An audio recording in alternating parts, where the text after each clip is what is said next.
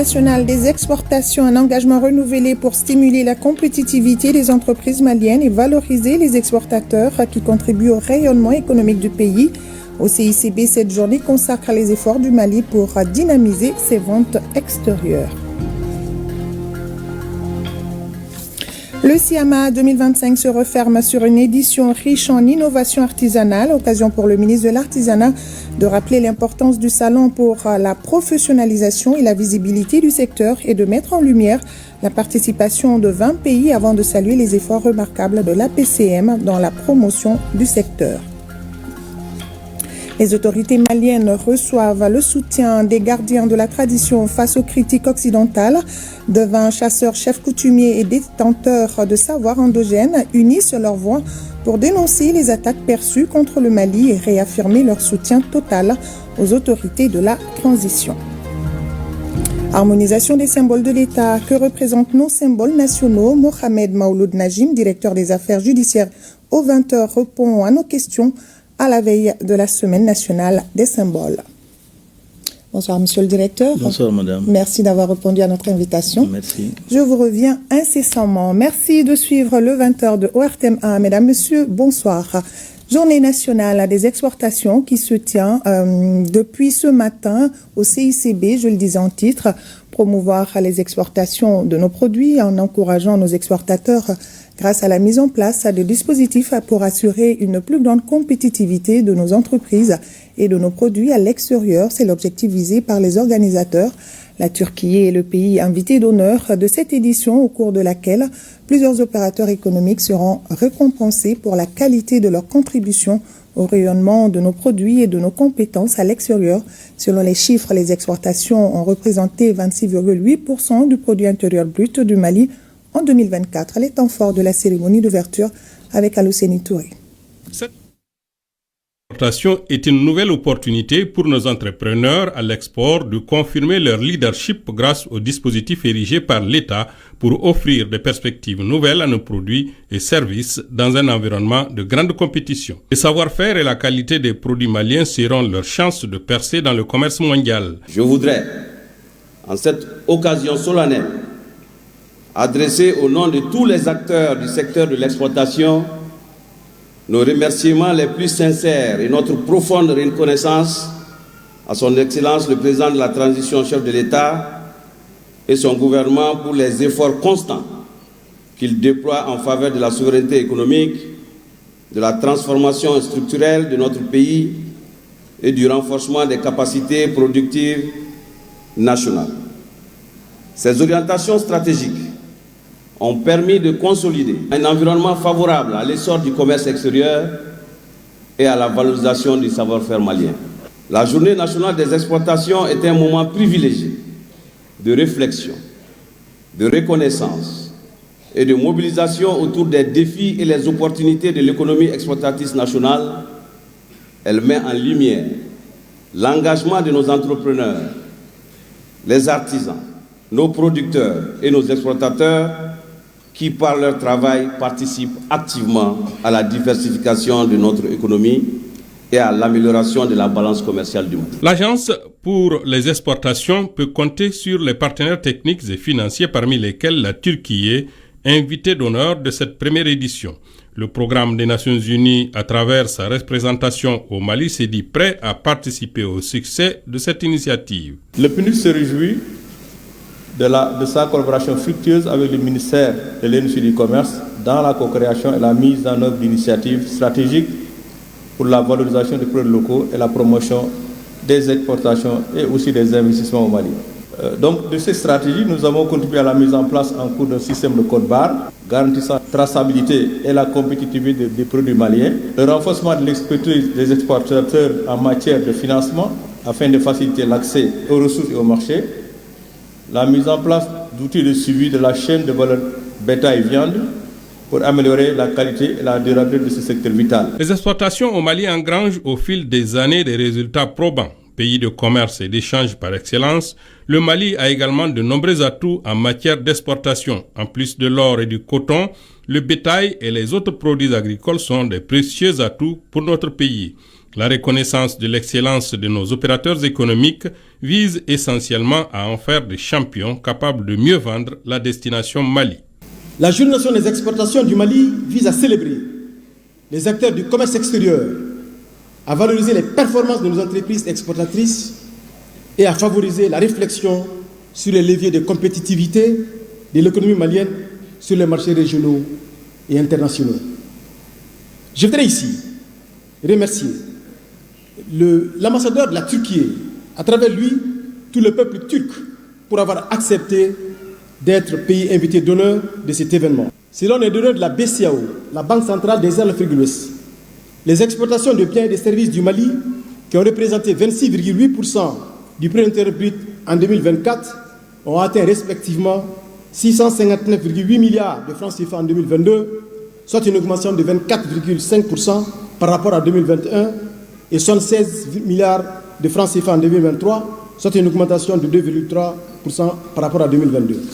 Ces évolutions sont liées principalement à la bonne tenue des ventes extérieures, hors or, non monétaires, et de l'ensemble des autres produits tels que le cheptel, les produits agricoles, industriels, artisanaux, mais aussi et surtout aux efforts conjugués de l'État, du secteur privé et des partenaires techniques et financiers.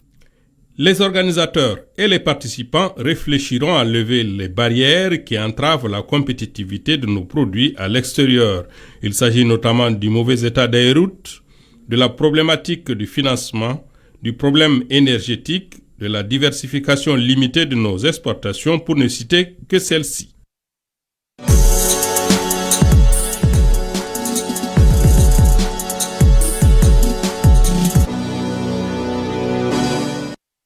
Je le disais en titre, l'invité de ce 20h est Mohamed Maouloud Najim. Il est le directeur national des affaires judiciaires et du Sceau.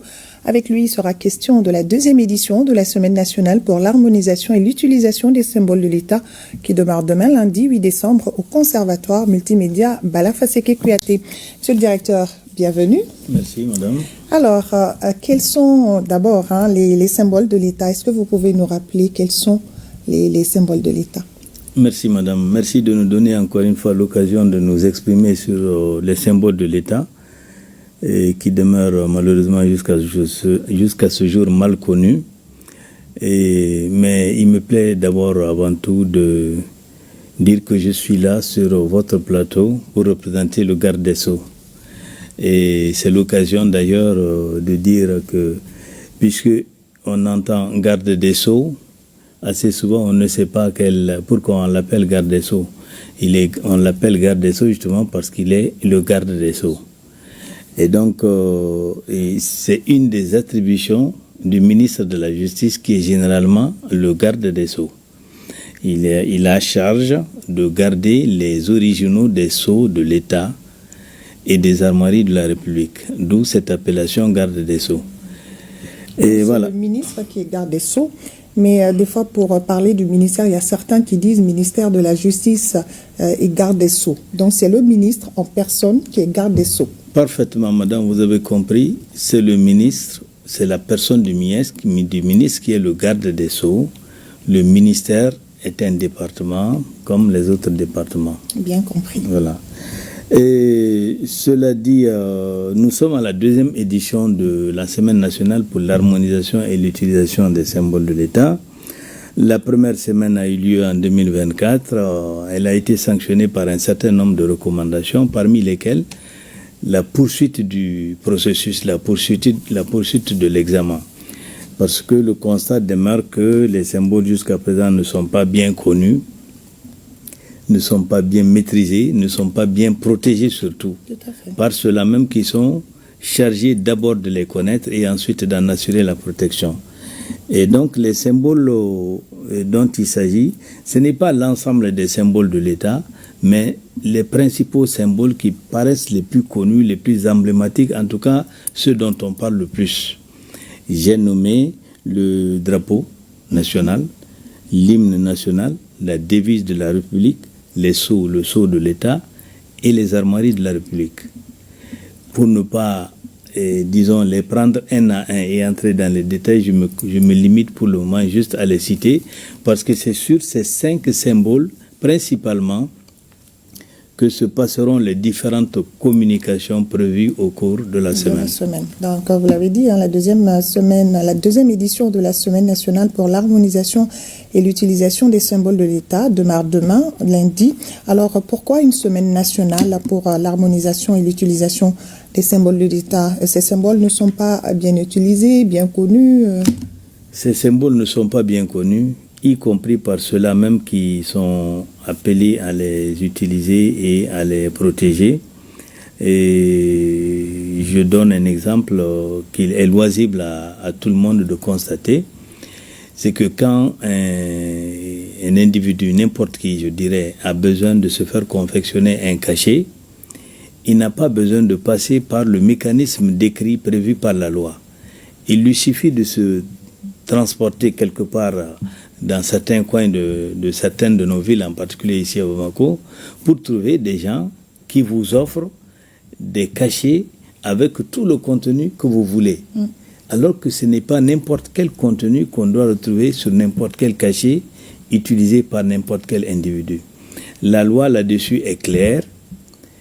La demande doit être adressée au garde des Sceaux, puisque ça relève de ses attributions. Et lui, soit il en donne l'autorisation de la confection à l'imprimerie nationale, s'il en existe. À défaut, sur appel d'offres, il autorise un graveur ou un imprimeur privé, mais obligatoirement de nationalité malienne, à confectionner le sceau en question, à celui qui en a exprimé la demande. Mais auparavant, la demande et le dossier sont transmis à la Direction nationale des affaires judiciaires et du sceau, qui en contrôle la régularité. Pour dire, bon, une telle personne qui a formulé la demande a qualité pour être en possession du sceau, ou bien n'a pas qualité pour être en possession du sceau. Et donc, cette étude-là est transmise avec ses conclusions au garde des sceaux, qui en tire les conclusions. La personne qui demande, est-ce que ça veut dire que tous les Maliens peuvent demander? Non, justement. La loi est claire là-dessus, et cette loi, malheureusement, elle date de 2007. Elle est très mal connue, et j'insiste, y compris par les utilisateurs. 2007 à maintenant, ça fait quand même beaucoup d'années. Et donc, cette loi définit les autorités, les personnalités de la République auxquelles elle reconnaît la possibilité de faire usage du sceau de l'État ou des autres sceaux officiels. D'accord. Alors, est-ce que vous pouvez nous parler également du programme de cette journée? Ma foi, le programme... Les activités prévues. Il est prévu, et en gros, l'ouverture officielle demain. Officielle à 10h. D'accord. Sous la haute présidence du chef de l'État, mais représenté par le Premier ministre, chef du gouvernement. Et donc, la mise en place est terminée à 9h30. Et l'arrivée des officiels se fait dans cet espace-là jusqu'à 9h50. Et à 9h50, c'est le Premier ministre qui est accueilli. Et après son accueil, les activités vont démarrer par l'exécution de l'hymne national et de l'hymne de l'AES. Et puis on rentre en salle, on écoute le mot de bienvenue de Madame le maire de la commune 3. Et suivra une intervention des membres de la commission que je préside, qui va déclamer certaines informations au public sur l'hymne national.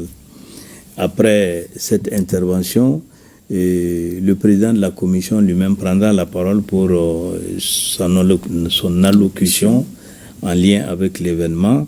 Et enfin, le chef du gouvernement va prononcer son discours d'ouverture de la semaine. Et puis, il suivra la visite des stands parce que les pionniers sont associés à la semaine et ils sont chargés d'animer des stands qui représenteront chacun des symboles en question. D'accord. Okay. Alors, vous avez un appel, monsieur le directeur, pour l'utilisation des symboles et également sur cette journée. Ma foi, nous avons toujours un appel parce que nous nous rendons compte à chaque fois que malgré l'accompagnement dont nous bénéficions des médias publics, en particulier l'ORTM, il reste encore beaucoup à faire parce qu'il reste encore à informer, à sensibiliser, à former même les acteurs et à informer le public à la nécessité d'abord de connaître les symboles, d'apprendre à les respecter, d'apprendre également à les faire respecter et enfin, dernière phase certainement, de sévir contre ceux qui persistent à ne pas les respecter. Et M. le garde des Sceaux a le souci de marquer par la multiplication des sorties sur le sujet et en particulier par l'organisation de cette semaine-là, a souci donc de faire connaître les symboles de l'État par tous les Maliens. Et il est d'autant plus fondé à le croire que aujourd'hui, nous sommes en pleine refondation du citoyen malien nouveau. Un citoyen malien ne vaut que par la connaissance des symboles de son État, de sa patrie. Parce que c'est à travers ces symboles qu'il peut magnifier sa patrie et son appartenance à la nation malienne. Je suis quand même curieuse de savoir, est-ce qu'il y a des sanctions pour la mauvaise utilisation de ces symboles? Parfaitement. Même, d'abord, la Constitution elle-même, celle du 22 juillet 2023, annonce en son article 30 que toute profanation, toute violation des attributs de l'État, entendez par là les symboles de l'État, est punie par la loi. Et le code pénal, qui a été d'ailleurs adopté, un nouveau code récemment en décembre 2024, le code également prévoit des sanctions suffisamment sévères contre toute forme de violation des symboles de l'État. Merci bien, monsieur le directeur. Voilà, nous étions avec le directeur national des affaires judiciaires et du Sceau pour parler de la deuxième édition de la Semaine nationale pour l'harmonisation et l'utilisation des symboles de l'État qui démarre demain, lundi 8 décembre, au Conservatoire multimédia Bala Faseke Kouyaté et présidé par le Premier ministre, chef du gouvernement. Suite de ce journal, et notre rédaction a appris par voie de presse la création dénommée Coalition des forces pour la République menée par Mahmoud Dicko. Face à cette information, nous avons approché Dr Ali Tunkara. Il est le directeur exécutif du Centre des études sécuritaires et stratégiques au Sahel. Selon Dr Tunkara, la mise en place de ce mouvement est la suite logique des différentes tentatives de déstabilisation du pays entamées par les ennemis de la nation. Il estime aussi qu'il est difficile qu'un tel mouvement prenne la mayonnaise et que les initiateurs sont dans un effet de communication et non de mouvement. Pour plus de détails, nous l'écoutons au micro de Diamba Moussa Konaté. La mise en place de ce mouvement n'est que la suite logique des différentes tentatives amorcées par ces mêmes acteurs hostiles à l'État du Mali. Pour rappel, ces acteurs avaient justement demandé à ce que le Mali non seulement maintienne les troupes étrangères sur son territoire, mais dans le même temps de collaborer avec certains partenaires dont le Mali avait décidé de rompre avec ces derniers. Le départ des troupes étrangères, ces mêmes acteurs qui appartiennent aujourd'hui à ce mouvement avaient déjà dit sur toute l'étoile que le Mali allait tomber. On a vu également que ces mêmes acteurs, par endroits et par moments, continuent à s'allier l'ennemi sur les éléments de forte défense de sécurité. En gros, toutes les victoires remportées par les éléments de forte défense de sécurité sont ignorées par ses membres ou à la limite sabotées.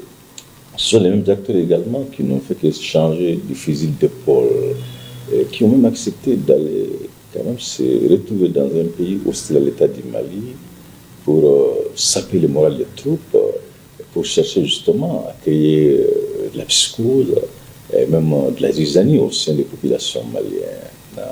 Ces mêmes acteurs également, on a vu à combien lorsque les groupes radicaux violents avaient commencé à attaquer les camions citernes, comment ces acteurs qui appartiennent aujourd'hui à cette coalition avaient aussi justement, à la limite, crédit une fin irrévocable du régime en place. Donc, en somme, sommes-nous en face des acteurs pour des raisons de positionnement personnel, pour des agendas outre que ceux à la fois partagés par un nombre important de Maliens, chercheraient à tout bout de champ à ternir l'image de l'élite au pouvoir et par ricochet à amener les Maliens par tous les moyens, pourvu que ces moyens soient efficaces, à se révolter contre l'existant. Regardez les figures qui sous-tendent ces mouvements souffriraient à tout bout de champ de légitimité. Quels sont les Maliens aujourd'hui, qu'ils soient à l'intérieur ou établis à l'extérieur, se reconnaîtraient dans une telle coalition? Les différents leaders de ce mouvement ont-ils toujours une base qui resterait fidèle? Je ne le pense pas. De ce fait, tout porte à croire que sommes-nous dans un effet de communication et non dans un mouvement qui pourrait impacter sur le quotidien des populations, qui pourrait impacter sur le cours des événements. Voilà, à l'instant, Dr Ali Tunkara, il est le directeur exécutif du Centre des études sécuritaires et stratégiques au Sahel. Cabale des médias occidentaux contre le Mali, les gardiens de la tradition réitèrent leur engagement et soutien aux autorités maliennes et dénoncent cette agression de trop. Ils sont devant chasseurs, chefs coutumiers et autres magiciens à se prononcer et sont prêts à agir pour la défense de la patrie. Le dossier est signé Cheikh Oumar Sangaré et Mariam Koulibaly.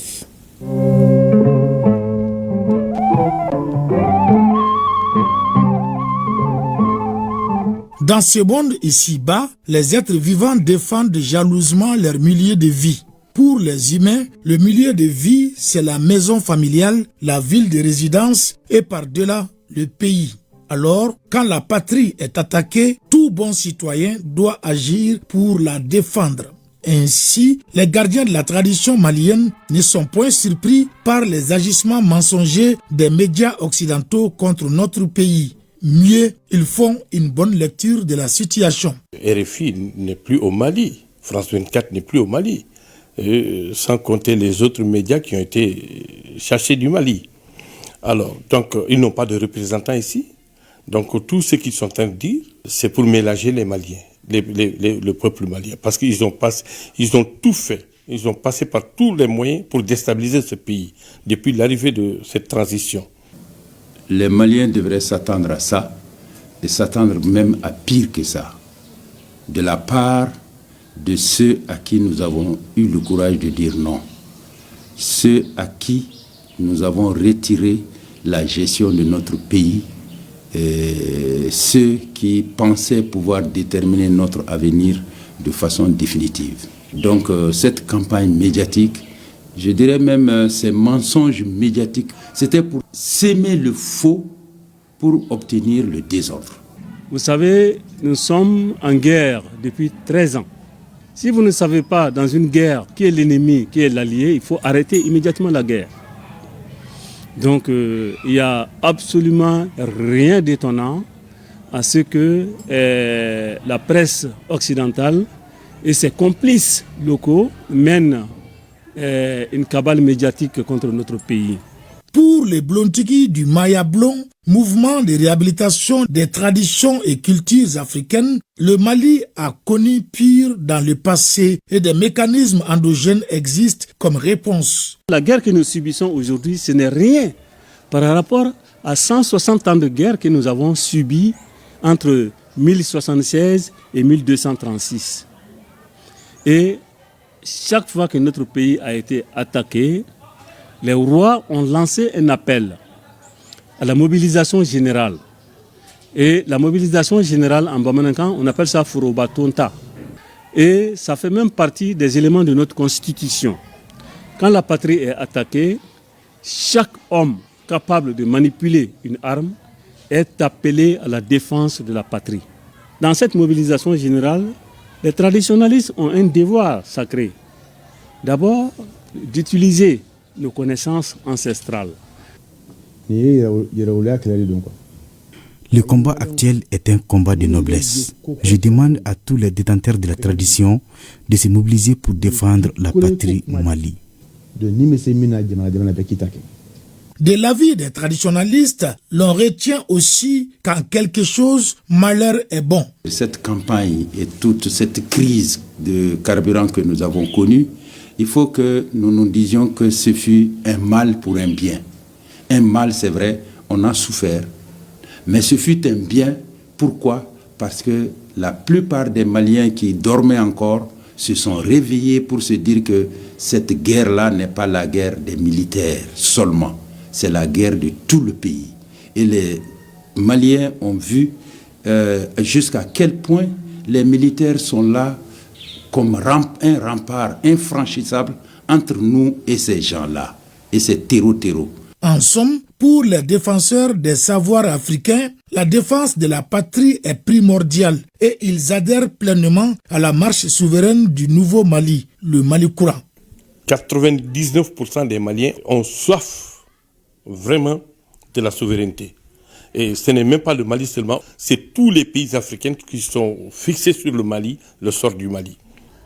Mali t'es bien. Mali t'es bien. Le bateau Mali ne va jamais chavirer.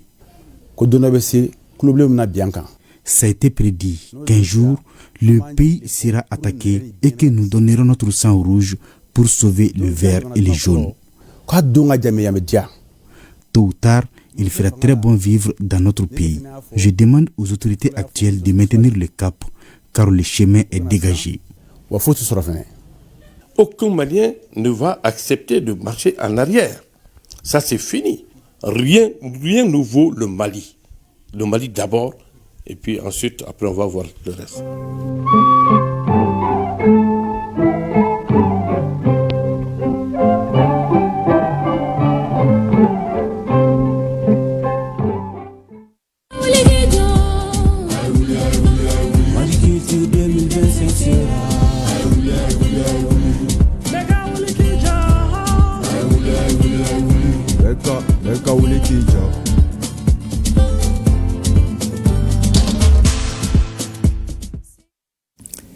Année 2025, année de la culture. Nous ouvrons la page consacrée à la culture. Intéressons-nous d'abord à la clôture de Siama 2025. C'était hier dans la soirée. Un espace dédié à la promotion artisanale, à la valorisation de la créativité et de l'innovation. Les efforts et l'engagement de l'Assemblée permanente des chambres de métiers du Mali ont été salués par le ministre de l'Artisanat. Pour cette édition 2025, 20 pays ont pris part à ce grand rendez-vous. Reportage, Youssouf Diakité et Sambou Diakité.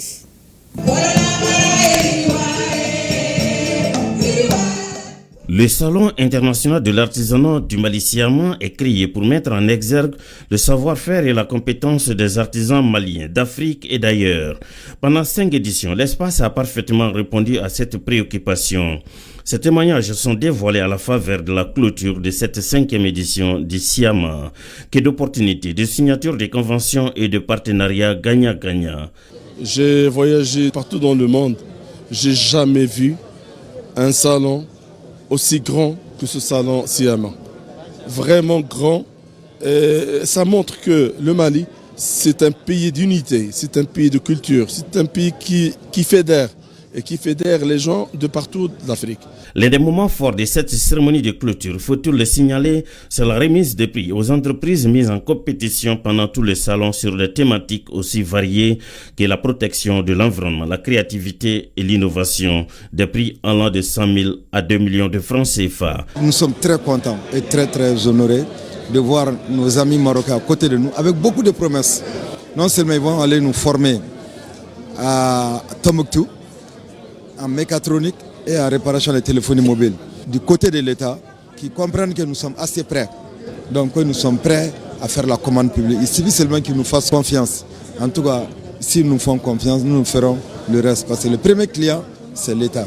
Le ministre de l'Artisanat, de la Culture, de l'Industrie hôtelière et du Tourisme a particulièrement félicité les organisateurs pour le succès de l'organisation et la maîtrise des différents segments du salon. Nous avons vu les artisans ont montré leur vitalité en exposant leur créativité et leur talent. Oui, Monsieur le Président, nous avons remarqué aussi que cette année, la qualité des œuvres était nettement du plus haut niveau. Donc, je voudrais saluer les artistes pour cet engagement, saluer l'innovation de ce salon, parce que la commission d'organisation a fait un travail extraordinaire. Ensuite, l'annonce a été faite pour la 6e édition du Salon international de l'artisanat du Mali Siama pour 2027. Abibou Dambélé, communément appelé Guimba National, artiste comédien, et Eladj Firoun, opérateur économique, sont les parrains du mois de décembre du projet Mali Culture 2025. Chacun des deux accorde un intérêt particulier à la culture et pour eux, elle demeure un pilier important pour le développement socio-économique du Mali. Leur parcours avec Mariam Koulibaly.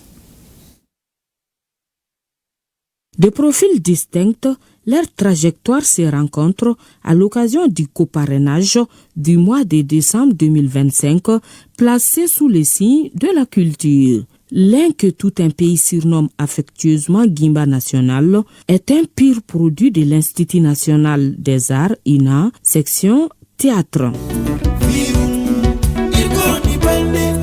L'autre est Eladj Firoun, formé à l'IPR IFRA de Katibougou en génie rural, est un entrepreneur de BTP aux multiples compétences. Aménagement hydro-agricole, hydraulique, construction rurale, génie civil, entre autres. Icône vivante de la comédie au Mali, Abibou Dambélé a porté le théâtre malien sur d'innombrables scènes, tant nationales qu'internationales. Il considère le théâtre comme une arme de sensibilisation, de communication et surtout de dénonciation. Quand Ousmane Sow faisait son wari avec ses comédiens, eh bien, il n'y avait pas de radio libre, il n'y avait pas de journaux libres, il n'y avait pas de partis politiques, il n'y avait absolument rien. Il y a eu Wari. Après Wari, les gens ont compris qu'ils pouvaient parler. Des gens ont commencé à marcher. Des gens ont commencé à parler. Les journaux privés sont apparus. Les radios privées sont apparues. Et la démocratie est venue.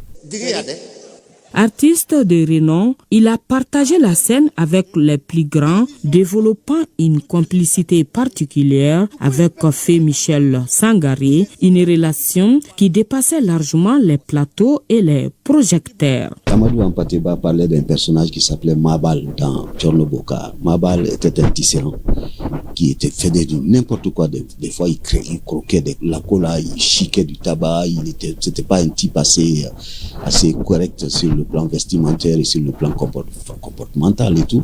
Mais Amadou Ampateba dit aux jeunes, à ses élèves, vous voyez ce Mabal-là que vous chahutez très souvent. Ce Mabal, c'est comme de l'or. L'or, si vous mettez de l'or dans un siphon souillé et que vous le jetez sur un tas d'ordures, cet or a la même valeur que l'or qui se trouve dans les vitrines à Bruxelles.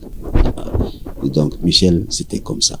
C'était de l'or. Originaire de Tombouctou, Eladj Firoun mène sa carrière dans l'entrepreneuriat, mais son attachement à la culture ne s'est jamais démenti. Toutes les activités culturelles qui se mènent dans la région de Tombouctou, je suis associé. Donc, prenons seulement cette année, 2025, nous avons mené plusieurs activités culturelles, notamment la Saltaré, qui a été initiée et dirigée par notre gouverneur, le commissaire de contrôle principal Bakoum Kanté, et qui ne se sont jamais de remercier pour tout ce qu'il est en train de faire pour la région de Tombouctou. Il y a eu la phase locale de la biennale, il y a eu la phase régionale, et maintenant on est en train de préparer activement la phase nationale de la biennale édition 2025 Tombouctou. Donc les autorités ont eu la confiance et compte tenu de l'engagement de la région de Tombouctou sur le plan culturel. En parallèle de ses activités professionnelles, il exerce depuis 2020 les fonctions de chef de village de Djamkoui dans la commune de Raous, cercle de Gourma Raous. Choisis pour des raisons propres à chacun, mais complémentaires dans leur portée, les parrains du mois de décembre expriment leur gratitude envers les autorités nationales et plus particulièrement envers le ministre en charge de la culture. Je ne m'attendais pas. Je me suis dit, j'ai fait quoi pour la région de Tombouctou, j'ai fait quoi pour le Mali, pour qu'on me porte ces grands chapeaux d'être coparrain du mois de décembre, mois de la culture. Moi, j'étais surpris, mais beaucoup de gens n'étaient pas surpris, pensant que je mérite vraiment ce chapeau. Et donc, vraiment, c'est le lieu de remercier le ministre, Mahmoud Dafé, pour le choix porté sur ma personne. Il y a tellement de gens auxquels moi-même j'ai beaucoup de respect, des gens que je n'ose pas regarder en face parce qu'ils sont simplement géants. Quand je sais que je suis Swahili alors que ces gens-là sont là, ça me frustre un tout petit peu. Je me dis, est-ce que je le mérite vraiment? Mais bon, puisque le choix est tombé sur moi, eh bien, je vais essayer de faire ce que je peux. Je suis vraiment très, très ému. Leur engagement traduit une volonté affirmée, animer ce mois dédié à la culture et préserver les acquis d'un secteur essentiel à l'identité malienne. Ouverture du festival des praticables. Il se tient à Bamako-Kouran, commune 3 du district de Bamako. Durant 10 jours, les populations auront droit à des prestations de théâtre populaire dans leur famille. C'est pour promouvoir la culture malienne et le vivre ensemble à travers le théâtre. Aminata Brahima Ouidraogo et Yaya Kone pour le compte-rendu. Les rues de Bamako-Koura revivent pour la 6e fois le festival des praticables. Pas alignés, chansons mémorisées, chaque coin du quartier vibre au rythme des tam-tams. Cette parade culturelle marque le début de 10 jours de prestations artistiques dont Bamako-Koura sera le quartier général. Un événement qui se veut être un cadre de vivre ensemble et de communion pour promouvoir davantage la fonction politique et sociale du théâtre. On invite des artistes maliens et étrangers à venir passer d'abord du temps avec les populations, vivre avec eux. Ils émettent une idée de projet. Et cette idée de projet, à ce moment-là, est développée. Ils reviennent plusieurs fois pour présenter le projet au festival. Ce qui est extraordinaire au Praticable, c'est que toute la population participe en fait à la production, à la création du festival. On a vu tout à l'heure la façon dont l'association des femmes du quartier qui participent à la réalisation de cette parade d'ouverture, les jeunes, bref, le festival lui-même est un super spectacle. La participation des enfants circoncis, aux côtés des femmes et personnes âgées, témoigne de la volonté de Lamine Diarra et de son équipe de faire un retour à nos valeurs. Un retour tant voulu par les gardiens de la culture de notre pays. On a vu un regroupement assez simple et compact. Et ça nous rappelle nous-mêmes. L'année de la culture, c'est pour ça même. C'est pour ça que nous soyons nous-mêmes. Un arbre sans racines ne tient pas debout. Ce que je vois aujourd'hui, cet après-midi, c'est de la renaissance culturelle. C'est véritablement la revitalisation de ce quartier, de ce territoire, avec les femmes, les enfants. Mais surtout, ils nous ont magnifié avec un pan de notre histoire. Les enfants circoncis chez nous, la symbolique est très forte. Tout au long du festival, la population de Bamako-Koura recevra des pièces de théâtre. Le festival des praticables vient s'ajouter à la longue liste des nombreux rendez-vous culturels ayant marqué cette année 2025 dédiée à la culture.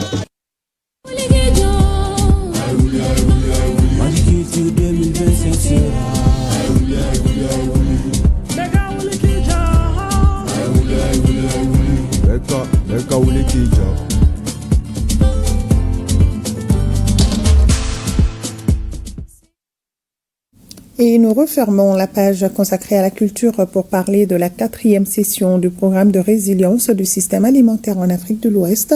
L'état de mise en œuvre des activités en 2025, le programme de travail et le budget prévisionnel pour l'année 2026 sont les sujets au menu de la rencontre. Batraoré pour le reportage.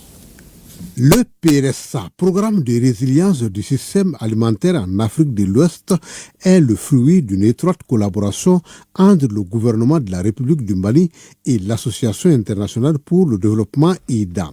La lutte contre l'insécurité alimentaire et l'amélioration de la résilience des systèmes alimentaires dans les pays qui l'abritent sont ses principaux objectifs. Le PRSA Mali s'articule autour de 5 composantes clés qui sont composante 1, service de conseil numérique pour la prévention et la gestion des crises agricoles et alimentaires. La composante 2, durabilité et capacité d'adaptation de la base productive du système alimentaire. Composante 3, intégration des marchés alimentaires régionaux et commerce. Composante 4, contingence d'intervention d'urgence et enfin la composante 5, gestion du projet. En 4 ans de mise en œuvre du PRSA, plusieurs activités ont été menées au bénéfice des ménages vulnérables, notamment les agriculteurs, les agropasteurs, les services techniques de recherche et de vulgarisation. Sa mise en œuvre a enregistré d'importants résultats qui sont entre autres le renforcement de capacités du personnel de Mali Météo, de l'Office de la protection des végétaux, de l'Institut d'économie rurale, du système d'alerte précoce et de l'Agence pour l'aménagement des terres et de fourniture de l'eau d'irrigation. L'évaluation des capacités phytosanitaires existantes du Mali, la formation de 100 brigades villageoises d'intervention phytosanitaire, la formation continue de 30 agents de l'Office de la protection des végétaux, la formation de 60 agents et exploitants agricoles, l'acquisition et la distribution de 8562 tonnes d'engrais organiques.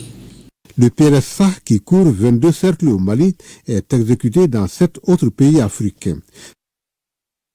Et l'état-major général des armées porte à la connaissance de l'opinion que des vecteurs aériens ont opéré plusieurs frappes les 5 et 6 décembre 2025. Les frappes ont eu lieu à Yorosso, dans la région de Koutiala, à Fengolo et à Danderso, dans la région de Sikasso, et au sud-est de l'Oadi Chérif, dans le secteur de Guéré, région de Nara. Le point de ces opérations avec Abdoulaye Sako. L'état-major général des armées porte à la connaissance de l'opinion le bilan des opérations des 5 et 6 décembre 2025. Vendredi 5 décembre 2025, suite à une tentative d'infiltration repoussée par les FAMA au poste de sécurité de Maou, cercle de Yorosso, région de Koutiala, l'aviation a pris en chasse les assaillants jusque dans leur repli. Plusieurs terroristes ont été neutralisés et du matériel détruit. Samedi 6 décembre 2025, dans le cadre de la surveillance aérienne du territoire, les FAMA ont découvert et détruit plusieurs refuges terroristes dans un premier temps aux alentours de la localité de Fenkolo située à l'est de Sikasso. Une deuxième frappe a visé un autre refuge à l'est de Denderesso, non loin de la frontière du Burkina Faso, et la troisième au sud-est de Thierry, région de Sikasso.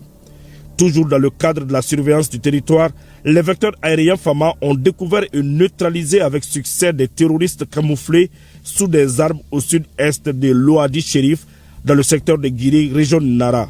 L'état-major général des armées rappelle que les FAMA ne ménagent aucun effort dans la poursuite des opérations contre des groupes armés terroristes sur l'ensemble du territoire national. Force à nos FAMA et à Ménaka, processus de désarmement, démobilisation, réinsertion et intégration. 350 ex-combattants issus des mouvements armés de la région de Ménaka sont concernés. Ces désormais ex-combattants entendent contribuer à la paix et la cohésion sociale du Mali. Un reportage de Chirfou Moulay et Dara Ibrahim Ag Amini. Dans la région de Ménaka, le processus de désarmement, démobilisation, réinsertion et intégration prend effet avec à la clé plus de 350 ex-combattants issus des mouvements MSA et Gatia, aspirant à la paix et au renforcement de la cohésion sociale. On a senti cette motivation au niveau des mouvements armés. Notre inquiétude, c'était ça. Donc, mais on a constaté que réellement, ils sont très motivés. J'ai bénéficié d'intégration au compte du MSA. Je remercie aux responsables du MSA et des autorités nationales. En déposant leurs armes, ces ex-combattants s'engagent à s'inscrire dans la dynamique enclenchée par les hautes autorités de la transition, celle de rassembler les Maliens autour d'un idéal comme la patrie. Je suis ex-combattant de Gatia Menaka. J'ai bénéficié de l'intégration dans la région de Menaka et je remercie à mes chefs de Gatia et des autorités du Mali. Les responsables se réjouissent du démarrage de ce processus qui tient tant à cœur aux autorités de la transition. Le volet réinsertion pour le moment n'est pas pris en compte, mais nous sommes là pour l'intégration des ex-combattants dans les forces armées de défense et de sécurité. Je salue l'engagement des ex-combattants qui acceptent aujourd'hui d'abandonner les armes pour s'inscrire dans le processus de paix durable. Le DDRI constitue un outil stratégique pour instaurer la confiance, renforcer la sécurité communautaire et ouvrir des perspectives nouvelles. Le dispositif d'enregistrement est bien en place. Sa réussite engage chacune des parties, mouvements et États afin de disposer d'une base de données fiable. À Aguelhok, le général de division Eladj Gamou et le colonel-major Daouda Sagara, commandant de la zone de défense numéro 7, ont rencontré les troupes pour les galvaniser et c'était lors d'un échange et d'un repas de corps. Les FAMA multiplient les actions pour la stabilisation de la 8e région. ORTM Kidal, Sidi El Medi Ag Al-Baka et Moussa Togo. En marge de sa visite à Aguelhok, le général de division Al-Haj Gamou, après avoir présidé la cérémonie de montée de couleur nationale à la préfecture, s'est rendu auprès des forces armées maliennes pour échanger avec la troupe et saluer les efforts remarquables consentis sur le terrain. Il faut la discipline. Ça c'est important, parce que sans ça, on ne peut pas être comme ça. Il faut être discipliné, il faut faire de vous-même. Il faut compter sur vos armes. Vos armes doivent être toujours nettoyées. Être sûr que les armes fonctionnent. Tout ça là que nous vivons, ça va nous former. Les FAMA debout, vigilantes et résolument engagées, poursuivant avec abnégation exemplaire leur mission première. Assurer la sécurité des populations et la protection de leurs biens, fidèles à la raison d'être de l'institution militaire. Cette mission que nous avons effectuée ici à Aguelhok a pour but d'abord de visiter les hommes du groupement tactique interarmes GTA Adra 2 basé ici à Aguelhok en tant qu'unité subalterne, nous en tant que commandement du secteur d'opération. C'est aussi pour évaluer l'organisation des dispositifs de défense au niveau de Aguelhok, cette localité qui quand même attire l'attention du plus haut commandement compte tenu de sa position géographique et de son histoire. C'est aussi l'occasion pour nous de nous enquérir de près vraiment des difficultés auxquelles les hommes sont confrontés dans l'exécution de leurs missions, notamment les patrouilles de sécurisation pour davantage garantir la quiétude de la population dans ses activités quotidiennes, aussi l'escorte des convois à destination et au retour de Gao pour le bénéfice de la population. Le gouverneur de Kidal a partagé le repas de corps avec la troupe, un moment de cohésion marqué par des échanges francs et fraternels. Nous restons dans le nord du pays, à Gao. Parlons de cette visite de travail du ministre de l'Enseignement supérieur. Elle s'inscrit dans le cadre de l'opérationnalisation de l'université de Gao. Dès son arrivée, le ministre a d'abord rendu une visite de courtoisie aux autorités et légitimités traditionnelles de la région de Gao et les activités ont été lancées ce dimanche. On en sait plus avec Aliou Idrissa Maïga.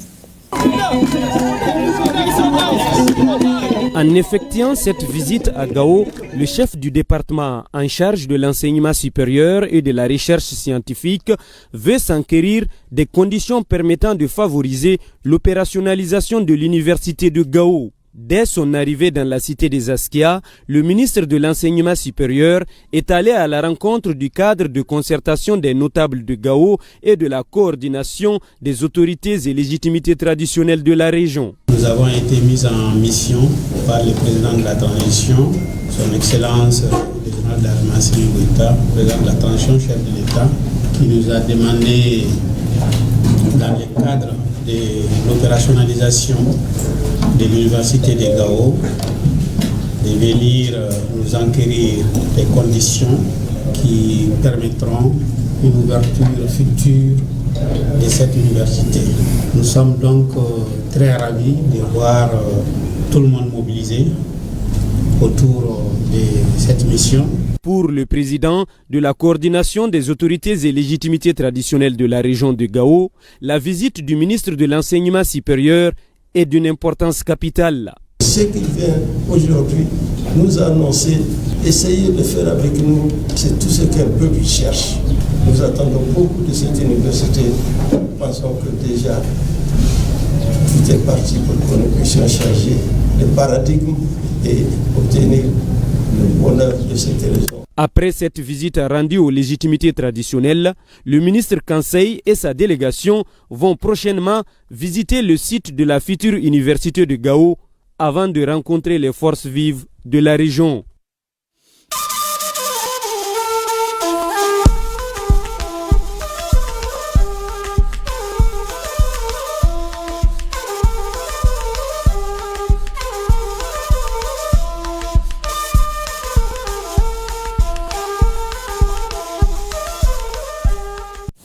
Actualité AES au Burkina Faso, sortie officielle de la 23e promotion des élèves sapeurs-pompiers. Ils sont 500 jeunes. Une promotion baptisée Dambé qui veut dire dignité. Jérôme Tendano pour le reportage. Dambé ou la dignité en langue mandé, la 23e promotion des sapeurs-pompiers démontre ici son savoir-faire en sauvetage de victimes, en gymnastique, tout en rendant hommage aux forces combattantes tombées sur le champ d'honneur. Au nombre de 500, ces soldats du feu portent ici fièrement leurs épaulettes devant parents, invités et autorités en guise d'engagement, de courage et de sacrifice. Nous avons acquis des connaissances générales, mais également en secours à victimes, en sauvetage en milieu périlleux et aquatique, en prévention-prévision et à la lutte contre les incendies. Au regard des défis de maillage du territoire et conformément à la volonté des plus hautes autorités du Burkina Faso, cette cuvée 2025 vient comme une bouffée d'oxygène. Les attentes sont nombreuses et l'espoir de voir traduire en actes concrets les connaissances acquises sur le terrain aussi. Pour atteindre cet objectif opérationnel, il est apparu indispensable de générer des ressources humaines en quantité et en qualité suffisante afin d'armer ces nouvelles unités de sapeurs-pompiers. À ce jour, je puis affirmer avec sérénité que ces jeunes sapeurs-pompiers sont tous aptes à occuper les fonctions de servants, de sapeurs de liaison, de plantons et d'auxiliaires stationnaires dans la garde d'incendie et de secours. Depuis les 3 dernières années, nous avons pu observer un effort particulier des plus hautes autorités du Burkina Faso pour impulser une certaine dynamique dans la protection civile. Le champ de l'éthique du sapeur-pompier, celui de la promotion mandée ou la dignité, sont les autres temps forts de cette cérémonie. Un défilé de la troupe tient enfin le public en haleine. Bon courage les jeunes. Au Niger, parlons des 16 jours d'activisme. La cellule nigérienne des jeunes filles leaders a organisé un cercle de parole intitulé « Parlons-en » pour échanger et sensibiliser sur les VBG. Occasion également d'offrir aux participantes un espace sécurisé et confidentiel. Rahama Ousmane Tinao pour le reportage. En marge des activités de 16 jours d'activisme contre les violences basées sur le genre, le Centre régional Agrimet, en partenariat avec plusieurs organisations, a réuni chercheurs, experts et acteurs du développement autour d'une conférence publique dédiée au lien entre les violences faites aux femmes et les défis de la sécurité alimentaire et nutritionnelle en Afrique de l'Ouest et au Sahel. Pour l'édition 2025, les 16 jours d'activisme pour mettre fin à la violence basée sur le genre sont commémorés sous le thème mondial suivant. Tous unis pour mettre fin aux violences numériques faites aux femmes et aux filles. C'est au regard de ce qui précède que Agrimet, Centre climatique régional pour l'Afrique de l'Ouest et le Sahel, avec l'appui technique et financier de la Banque mondiale, de l'UNFPA, de la FAO Niger et de l'UMOA, a voulu marquer d'une pierre blanche cette campagne par l'organisation de la présente conférence publique. Pour les organisateurs, cette conférence constitue un espace essentiel de sensibilisation, mais aussi un appel à l'action pour que les politiques publiques intègrent davantage de la dimension genre dans la gestion de la sécurité alimentaire et nutritionnelle. Les responsables d'Agrimet et leurs partenaires ont réaffirmé leur engagement à soutenir des initiatives régionales visant à protéger les droits des femmes, à lutter contre les violences basées sur le genre et à promouvoir des communautés résilientes, inclusives et respectueuses de la dignité humaine.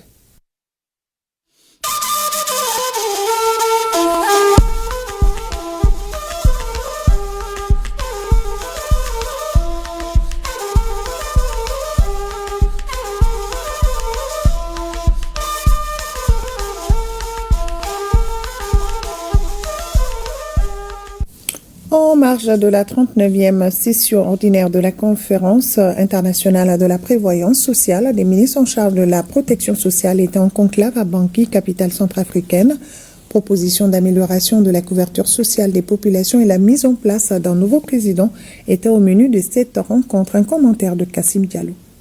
Le ministre de la Santé et du Développement social était au cœur des travaux de la 31e session ordinaire de la Conférence internationale de la prévoyance sociale à Bangui, la capitale centrafricaine. Les 18 ministres de la zone cypresse ont échangé sur les défis et perspectives afin que les populations puissent avoir une meilleure couverture sociale. C'est une réunion statutaire. Et à l'ordre du jour, il y avait 16 points qui étaient inscrits, qui ont été examinés et adoptés. En prélude, les experts ont travaillé pendant 2 jours. C'est le lieu ici de les féliciter et de les remercier pour le travail abattu. En plus de cela, en marge, il y a eu le forum sur la prévoyance sociale qui était parrainé par le président de la République et dont le thème portait surtout sur la prévoyance sociale et l'élargissement à toute la population. Ce qui cadre carrément avec les ambitions de nos plus hautes autorités aussi qui veulent que tous les Maliens aient la solidarité et la prévoyance sociale. La solidarité et le renforcement des liens entre les pays membres de Cyprus sont une priorité pour garantir une couverture sociale et sanitaire en faveur des populations vulnérables. Ce qui est important à dire, c'est que les OPS du Mali n'ont pas de retard et ils sont à jour dans toutes les cotisations. Beaucoup de décisions ont été prises et la prochaine réunion du Conseil de ministres se tiendra en République démocratique du Congo à Kinshasa en 2026, Inch'Allah. Et le ministre des Maliens établi à l'extérieur et de l'intégration africaine, Moussa Attaher, lui, prend part à la table ronde ministérielle organisée par l'OIM à Genève. La rencontre rassemble les ministres en charge des questions migratoires de plusieurs pays sous le thème « La migration en Afrique à la croisée des chemins de la coopération à l'identification de solutions ». Commentaire Bemba Sibi. L'importance et l'apport de la diaspora au développement, c'est la première thématique débattue lors de la table ronde ministérielle organisée par l'Organisation internationale de la migration à Genève. Si la migration est vue comme une menace à affronter par l'Occident, pour les pays africains, la diaspora est un levier de mobilisation des richesses qui doit être mieux encadré. Le ministre des Maliens établi à l'extérieur et de l'intégration africaine qui prend part à la rencontre a partagé l'expérience du Mali en la matière. En termes de stratégie, d'action, de politique menée par le gouvernement de la République du Mali pour justement encourager la création de richesses par la diaspora. En d'autres termes, pour encourager l'investissement productif. Les acquis du Forum international de la diaspora tenu en juillet dernier ont été partagés à l'assistance par le ministre. Il a permis, selon lui, de mettre en évidence les opportunités d'investissement et échanger avec la diaspora sur les difficultés et surtout les solutions. Le ministre Attaher a également souligné l'importance accordée à la diaspora intellectuelle à travers le Tocten. Le programme Tocten permet à des centaines, voire des milliers d'intellectuels maliens répartis à travers le monde de venir au Mali sur la base d'une programmation, encadrer des doctorats, encadrer des masters, accompagner les formations continues dans les universités, enrichir ou renforcer les capacités dans les universités et facultés, laboratoires et autres. Donc cet investissement dans le cerveau, dans la matière intellectuelle, nous paraît extrêmement important. Dans son intervention, le ministre en charge des Maliens établis à l'extérieur a aussi mis un accent sur le dialogue continu, ceci en créant un dispositif endogène de dialogue pour une meilleure gouvernance de la migration. Ce dialogue doit être plus accru avec les pays d'Afrique du Nord qui sont des pays de transit pour que la dimension humaine soit intégrée dans les programmes. Le Mali a désormais un nouveau consul à Londres. Il a été installé dans ses fonctions et il s'engage à honorer le Mali. Pour plus de détails, suivant l'interview de l'ambassadeur du Mali à Bruxelles et du nouveau consul, des extraits choisis par Kassim Diallo. Donc, je suis venu à Londres ce matin au nom du gouvernement du Mali pour installer officiellement dans ses fonctions de consul honoraire du Mali à Londres, M. Kolade Langouré. Donc nous avons eu une cérémonie où je lui ai remis la lettre de provision par laquelle le gouvernement du Mali l'installe officiellement dans ses fonctions et je lui souhaite plein succès dans ses nouvelles fonctions. Je suis honoré par la confiance placée en ma personne par les plus hautes autorités du Mali en la personne du président de la transition, du général d'armée Assimi Goïta. Je ferai tout pour honorer ces postes, je ferai tout aussi pour aider les Maliens basés à Londres ici, et puis pour représenter les Maliens dignement.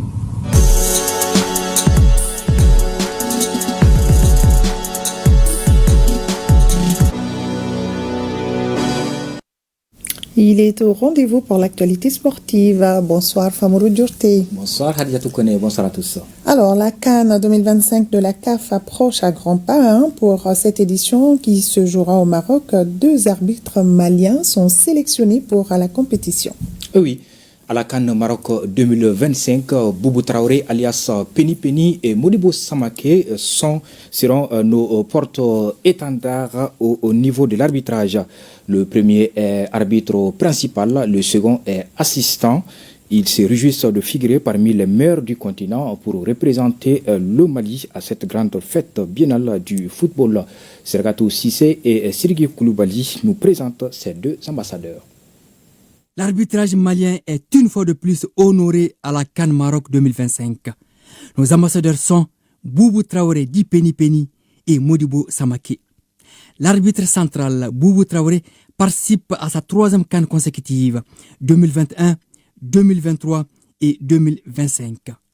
International FIFA depuis 2014, Boubou Traoré est doté d'une grosse expérience. Je suis fier d'être sélectionné pour la Coupe d'Afrique. Je vais relever les défis, Inch'Allah. Ce n'est pas facile. Je ferai tout pour être excellent dans cette compétition, Inch'Allah. C'est un honneur pour moi de représenter mon pays à tel niveau de la compétition, surtout la Coupe d'Afrique des Nations. Arbitre professionnel de la FIFA en 2019, Boubou, adjudant de police, a aussi une belle carte de visite. Un CHAN en 2020, une CAN Junior en 2019, une présence aux Jeux africains en 2015, une CAN Espoir en 2019, un tournoi IFOA Zone A en 2019, 6 finales de Coupe du Mali, des centaines de matchs au Mali et en Afrique, toutes compétitions confondues. J'ai besoin de bénédiction du peuple malien, surtout la jeunesse malienne, pour m'aider dans cette tâche. Sinon, pression, on va essayer de gérer parce qu'on a fait de grands matchs. C'est pas facile. La Coupe d'Afrique, c'est de très grands niveaux. Donc, je pense que je vais relever le défi, Inch'Allah. Et je représente mon pays dignement, Inch'Allah. Non loin de lui, sur la pelouse, l'arbitre assistant Modibo Samake est imperturbable sur sa ligne de touche. Au Maroc, il vivra sa 2e CAN après celle de 2023. Devenu international en 2020, Modibo a à son palmarès un CHAN en 2022, une CAN Junior en 2021, un tournoi IFOA Zone A en 2020, 4 finales de Coupe du Mali, des centaines de rencontres au Mali et en Afrique. Pour cette sélection, je ressens un mélange d'émotions intenses, incluant une grande fierté et joie pour cette reconnaissance, mais surtout de l'enthousiasme pour représenter mon pays. Modibo Samake, 5 ans au plus haut niveau, gravit les échelons et fait la fierté des Maliens. Au-delà de l'émotion et de la pression, je représenterai mon pays, c'est-à-dire le drapeau vert, jaune et rouge, avec une motivation accrue, une détermination pour relever les défis, dans l'optique de porter haut les drapeaux maliens. Et nous comptons sur la bénédiction de tous les peuples maliens pour l'accomplissement de cette mission. Les arbitres Boubou Traoré et Modibo Samake, associés à plusieurs reprises lors des grands événements, n'ont jamais déçu malgré la pression. À ces 2 étoiles de continuer de briller. On va souhaiter bonne chance à nos 2 arbitres maliens qui vont participer à la CAN 2025 de la CAF. Et dans cette 35e édition de la CAN, le Mali sera à sa 14e participation.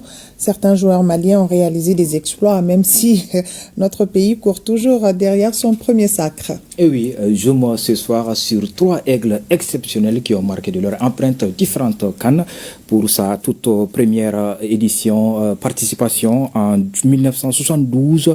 Le Mali atteint la finale au Cameroun. Cheikh Fantamadi Keïta survole la compétition édition avec 5 buts, terminant meilleur buteur et meilleur joueur de la compétition, entrant ainsi dans l'histoire du football malien et africain.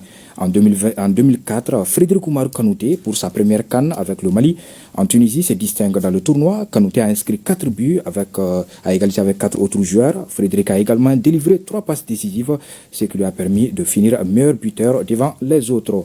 40 ans après, en 2012, le Mali retrouve le podium et Sektidiane Diabaté a inscrit 3 buts et termine comme meilleur buteur avec 6 autres joueurs, notamment de grands noms comme l'Ivoirien Didier Drogba, le Gabonais Pierre-Emerick Aubameyang ou encore le Togolais Emmanuel Adebayor. À l'approche donc de Maroc 2025, ces exploits rappellent que le Mali peut compter sur ses talents individuels et une tradition offensive forte, portée récemment par la Sinago qui a terminé la CAN 2023 en Côte d'Ivoire avec 3 buts au classement, ou encore Kamori Doumbouya qui a terminé deuxième meilleur buteur des éliminatoires de la Coupe du Monde 2026 avec 8 réalisations. Tout à fait, Famourou, et on va toujours parler de CAN, mais cette fois-ci à Korogo, en Côte d'Ivoire, où se déroule la 2e édition des Petits Poteaux. Le Mali jouait cet après-midi. L'entrée en matière de l'équipe du Mali, la sélection malienne est venue à bout de celle du Ghana par 2-1. La seconde rencontre du groupe B s'est soldée par un nul 0-0 entre le Sénégal et le Congo.